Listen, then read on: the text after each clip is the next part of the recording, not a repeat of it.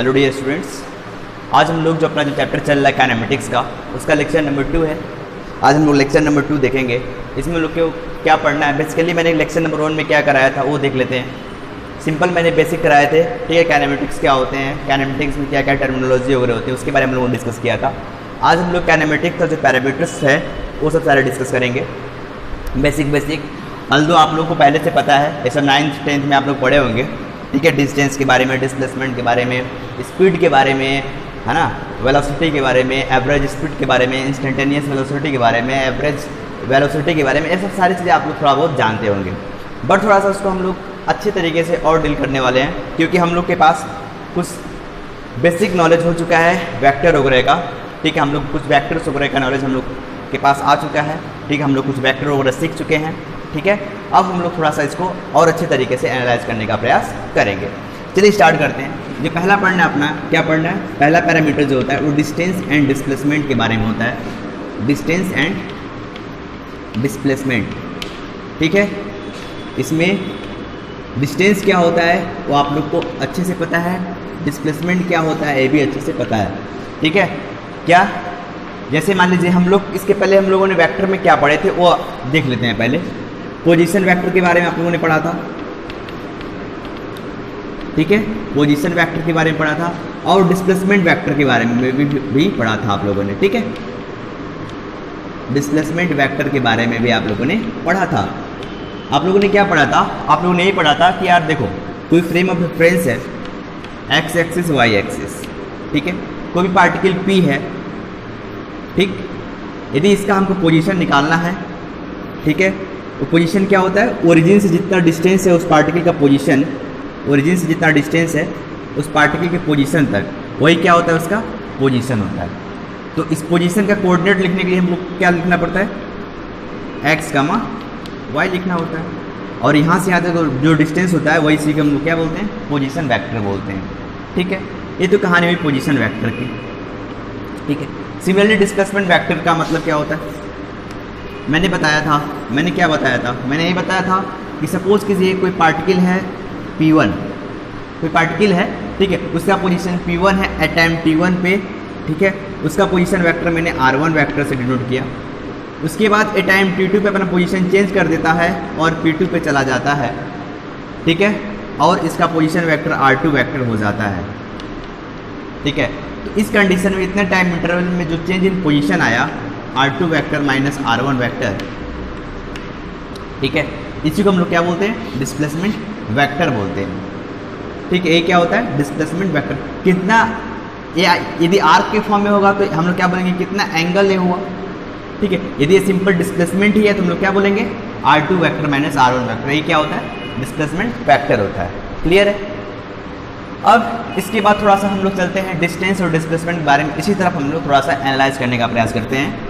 तो देखिए कुछ ऐसा है कि कोई फ्रेम ऑफ रेफरेंस है, ठीक है, कोई फ्रेम ऑफ रेफरेंस है, कहने का मतलब क्या हुआ है, ये एक्स एक्सिस है और ये वाई एक्सिस है, ठीक। कोई पार्टिकल है, ठीक है। अब ये पार्टिकल ए पॉइंट पे है, ठीक, और ए बी पॉइंट पे जाना चाहता है, ठीक है।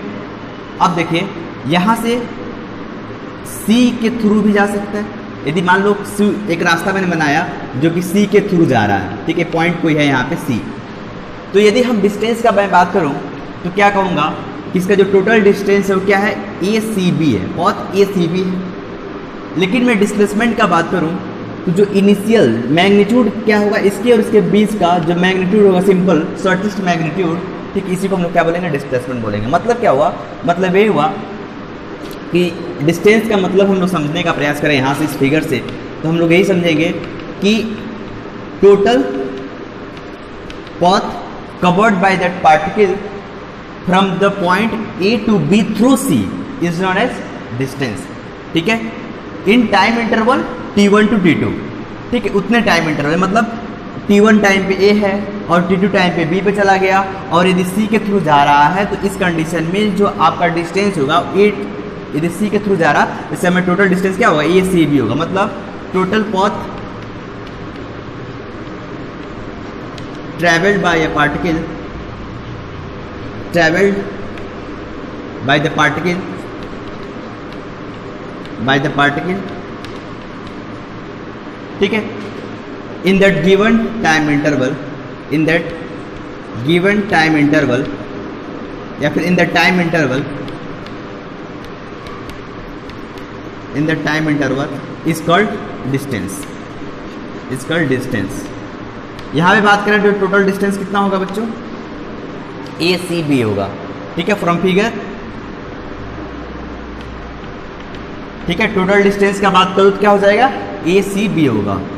टोटल डिस्टेंस जो होगा, total distance covered is equal to कितना होगा, ए सी बी होगा, ठीक है,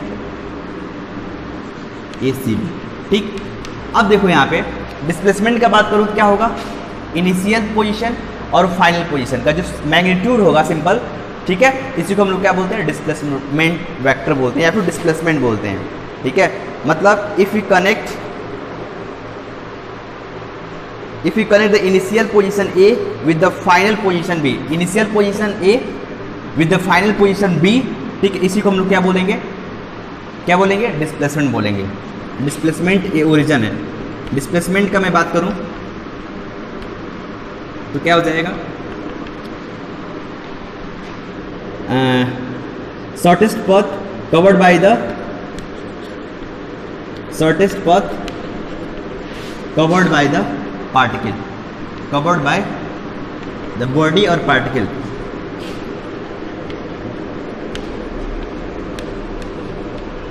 ठीक है बच्चों। अब देखो यहाँ पे शॉर्टेस्ट डिस्टेंस, ध्यान देना यहाँ पे किस कैसे गया इससे मतलब नहीं है, बस हमको क्या मतलब है, इनिशियल टू फाइनल पोजीशन हमको मतलब है यहाँ पे, मतलब we only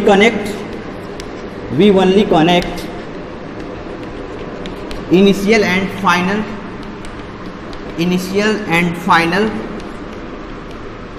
final position of that particle, दिख रहा है क्या, दिख रहा होगा, चलो बोल रहा हूँ तो यहाँ से आप लोग समझ जाना, ठीक। ए डिस्प्लेसमेंट का बात हुआ और ए डिस्टेंस का बात हुआ, और ध्यान देना डिस्प्लेसमेंट में जो डिस्प्लेसमेंट होगा वो क्या होगा, एक वेक्टर क्वांटिटी है, displacement is a vector quantity, ठीक है।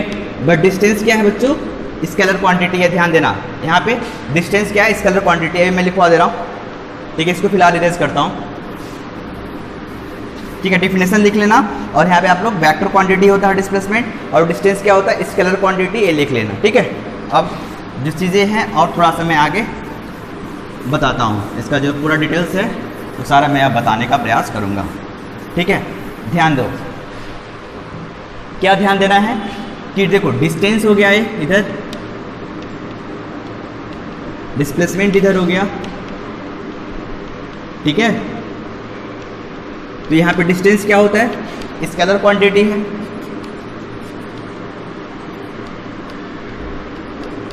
ठीक है। यहाँ पे डिस्प्लेसमेंट क्या है, वेक्टर क्वांटिटी है। मतलब क्या हुआ, मतलब ये हुआ इसकी जो वैल्यू होगी ऑलवेज पॉजिटिव होगी, ऑलवेज पॉजिटिव होगी। इसकी जो वैल्यू होगी वो क्या हो सकती है, पॉजिटिव हो सकती है, नेगेटिव हो सकती है एंड जीरो भी हो सकती है, ठीक है। डिस्प्लेसमेंट जीरो भी हो सकती है, ठीक है। और कुछ प्रॉपर्टीज़ हैं डिस्प्लेसमेंट का वो मैं अभी बताऊंगा, बट फिलहाल इतना समझिए कि पॉजिटिव कब होता है, नेगेटिव कब होता है, जीरो कब होता है, इसको हम लोग थोड़ा सा समझते हैं, ठीक है। ध्यान देना आप लोग, यहाँ पे अक्सर जो चर्चा होंगी वो किसकी होंगी, डिस्प्लेसमेंट की ही होंगी, ठीक है। ध्यान दीजिएगा, हम लोग अक्सर यहाँ पे डिस्प्लेसमेंट का ही बात करेंगे, ठीक है। ध्यान देना कि यहाँ पे डिस्प्लेसमेंट का मैं बात करूँ तो मैंने क्या बोला, इसकी वैल्यू जो होगी वो पॉजिटिव हो सकती है, नेगेटिव भी हो सकती है और जीरो भी हो सकती है, ठीक है। सपोज कीजिए कोई पार्टिकल है, यहाँ से गया, ठीक है, कोई पार्टिकल गया नहीं, यहाँ पे पोजीशन मान लो एट टाइम t1 पे ए है, ठीक है। सिमिलरली एट टाइम t2 पे इसका पोजीशन बी है, ठीक है। नो डाउट हम लोग क्या करेंगे, एक फ्रेम ऑफ रेफरेंस मानेंगे।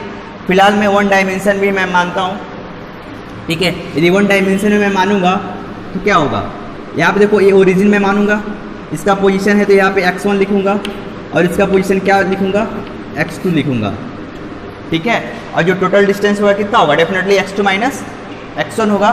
तो यहाँ पे जो टोटल डिस्प्लेसमेंट हुआ वो कितना होगा, यहाँ से यहाँ तक का पोजीशन हुआ तो x2 माइनस x1 हुआ, ठीक है।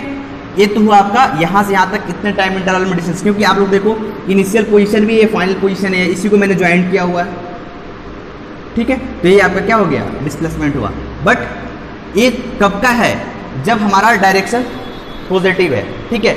यदि इस चीज़ को समझो ऐसा कुछ, इसको फिलहाल मैं 1 मिनट के लिए इरेज करता हूँ, यहाँ से आप लोग कंफ्यूज हो सकते हो, थोड़ा सा समझाने का तरीका को मैं थोड़ा सा चेंज करता हूँ यहाँ पे। जैसे मान लीजिए कोई पार्टिकल है, ठीक, यहाँ से यहाँ पे गया, ओके, कोई पार्टिकल है यहाँ से यहाँ तक गया, A to B गया, फिर से B to C गया, ओके। मैंने क्या बोला था, डिस्प्लेसमेंट का छोटा सा मतलब क्या है, इनिशियल पोजीशन को पकड़ो और फाइनल पोजीशन को पकड़ो, दोनों का बीच का मैग्नीट्यूड निकाल दो। तो इनिशियल पोजीशन ये है, मान लो यहाँ पे 5 मीटर गया, B to C 6 मीटर गया, ठीक है। और फिर से C to B आया, फिर से C to B आया, तो क्या होगा, और फिर से B to C आया। तो आप यदि यहाँ से ध्यान से देखो, इनिशियल और फाइनल पोजीशन का बीच का जो मतलब यदि कनेक्ट करें, इनिशियल पोजीशन ये है, और फिर से वहाँ से फिर से रिटर्न आ गया तो फाइनल पोजीशन आ गया, और इसके बीच का जो डिस्टेंस होता है वही क्या होता है, मैग्नीट्यूड होता है बेसिकली। उसी को हम लोग क्या बोलते हैं, डिस्प्लेसमेंट बोलते हैं। मैंने बोला है सिंपल से एक ही फंडा, इसमें थोड़ा सा कंफ्यूज आप लोग मत होइएगा। यहाँ पे एक ही फंडा को कनेक्ट करने का प्रयास कीजिएगा कि हम लोग क्या करते हैं, इनिशियल और फाइनल पोजीशन को देखते हैं, ठीक है। तो यहाँ पे देखो इनिशियल पोजीशन है और फाइनल पोजीशन है, और यहाँ पे यहाँ से गया और यहाँ तक चला आया, तो इस मतलब इसके बीच का जो मैग्नीट्यूड है वो कितना है, 0 है।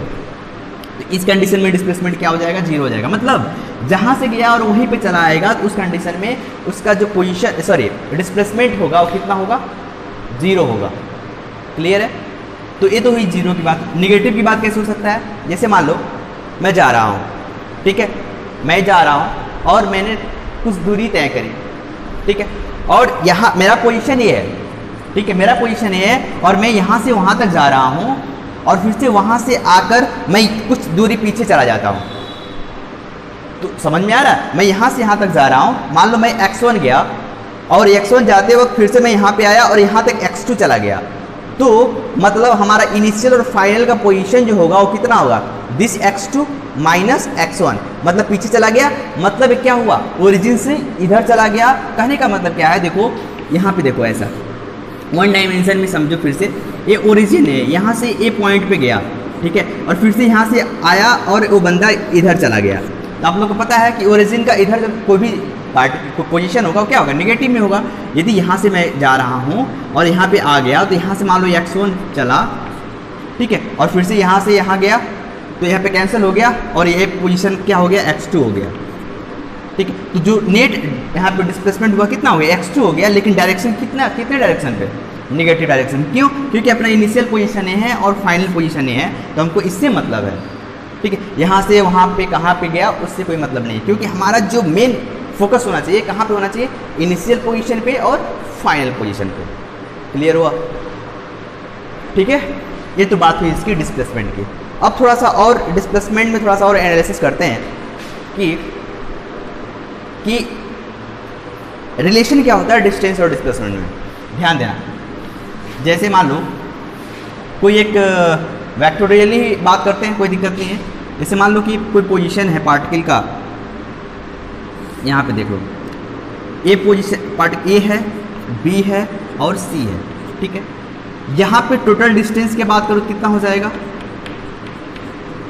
डिस्टेंस का बात करूँ A B plus B C, A B plus B C. Clear हुआ। यदि मैं डिस्प्लेसमेंट का बात करूँ तो बस इनिशियल पोजीशन है, यहाँ से यहाँ तक कैसे गया वो मतलब नहीं है, पाथ यहाँ पे इंपॉर्टेंट नहीं है, बस यहाँ पोजीशन इंपॉर्टेंट है। तो देखो ये पोजीशन है, इनिशियल पोजीशन फाइनल पोजीशन, इसको ज्वाइन कर दो। तो यहाँ पे डिस्प्लेसमेंट का बात करो तो कितना होगा, ए सी होगा। कितना होगा बच्चों, ए सी होगा, ये होगा डिस्प्लेसमेंट। देखो क्लियर हुआ। अब मतलब इनिशियल पोजीशन और फाइनल पोजीशन को पकड़ना है, ठीक। अब थोड़ा सा डिस्कस करते हैं कि जैसे मान लो 3 मीटर इधर गया, 4 मीटर इधर गया, ठीक। तो यहाँ पे जो नेट टोटल डिस्टेंस कवर्ड होगा, डिस्टेंस कवर्ड कितना होगा, distance covered is equal to 4 + 3 7 metre, ठीक है। और डिस्प्लेसमेंट कितना हुआ, ठीक है, डिस्प्लेसमेंट कितना हुआ 3 हो गया 4 हो गया, तो पाइथागोरस थ्योरम लगाओगे आप तो 5 मीटर हो जाएगा। मतलब डिस्प्लेसमेंट, क्योंकि इनिशियल पोजीशन ही है, गया फाइनल पोजीशन ही हुआ, तो इनिशियल और फाइनल पोजीशन को हमको क्या करना है, कनेक्ट करना था। मैंने कनेक्ट किया तो इतना डिस्टेंस निकाल दिया। कितना हो गया डिस्प्लेसमेंट यहाँ से 5 मीटर। मतलब इसको कराने का मेन मकसद क्या था मेरा, वो थोड़ा सा सुन लीजिए। मेरा यही मकसद था बच्चों कि हमको ये दिखाना कि कभी भी डिस्प्लेसमेंट डिस्टेंस से ज़्यादा नहीं हो सकता, ठीक है। बराबर हो सकता है किसी केस में, बट क्या डिस्टेंस डिस्प्लेसमेंट से अधिक ही होगा, या फिर डिस्प्लेसमेंट डिस्टेंस से अधिक नहीं हो सकता। मतलब यदि डिस्प्लेसमेंट को मैं आर वेक्टर से डिनोट करूं और डिस्टेंस को आर मैग्नीट्यूड से डिनोट करूं, या फिर ऐसा करो, अभी डिनोट करने का प्रयास नहीं करते हैं। यहाँ पे हमेशा ध्यान देना, नोट एक बना लेना, डिस्टेंस इज ऑलवेज ग्रेटर और इक्वल टू डिस्प्लेसमेंट। और मैंने प्रूफ आप लोग को दिखा दिया है कि इसके पीछे का प्रूफ क्या है, ठीक है। डिस्टेंस इज ऑलवेज ग्रेटर और इक्वल टू डिस्प्लेसमेंट। क्लियर हुआ ना?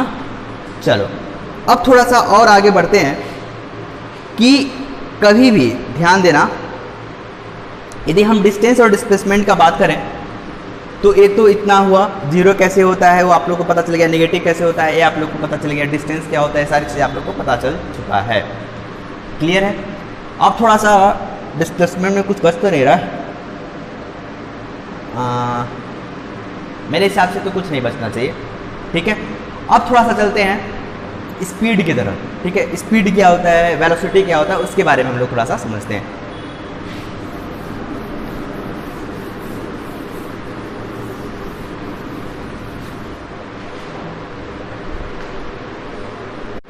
हाँ, अब हम लोग एवरेज स्पीड और जो भी बच रहा है आपका एवरेज स्पीड हो गया, इंस्टेंटेनियस स्पीड हो गया, एवरेज वेलोसिटी हो गया, इंस्टेंटेनियस वेलोसिटी हो गया, एक्सेलरेशन, इसके बारे में हम लोग थोड़ा सा अगले लेक्चर में देखेंगे, ठीक है। अभी जैसे देखिए स्टार्टिंग में क्या है, मैं थोड़ा सा छोटा ही क्लिप बना रहा हूँ, ठीक है, 20-20 मिनट का, 25-20 मिनट का, ठीक है। लेकिन अब थोड़ा सा इस टाइम को मैं इंक्रीज़ करूँगा, बट एकदम से इंक्रीज़ नहीं करूँगा, धीरे धीरे। कभी आज मान लो 20-25 मिनट 20 मिनट का हो गया, अगला लेक्चर जो होगा 25-30 मिनट, मतलब धीरे धीरे अपने ग्राफ को इंक्रीज़ करेंगे, ठीक है।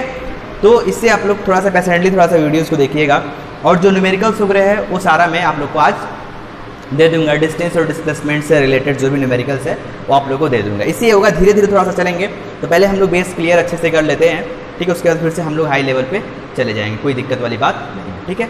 चलिए आज के लिए इतना है, thanks for today and all the best for tomorrow, enjoy your life बच्चों।